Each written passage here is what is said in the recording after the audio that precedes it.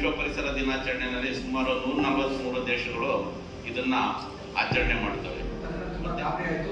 Forest ಡಿಪಾರ್ಟ್ಮೆಂಟಿಗೆ ಹೋದೆ ನಾನು.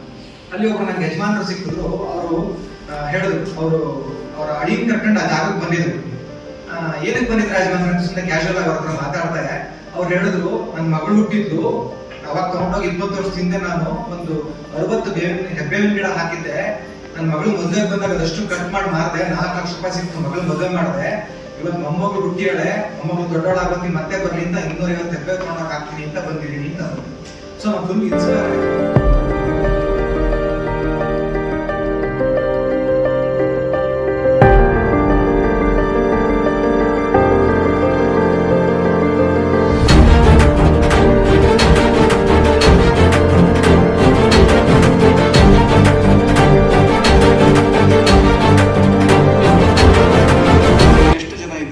ಕಾಡುಗಳನ್ನು ನಾವು ಮಾಡ್ಬೋದು.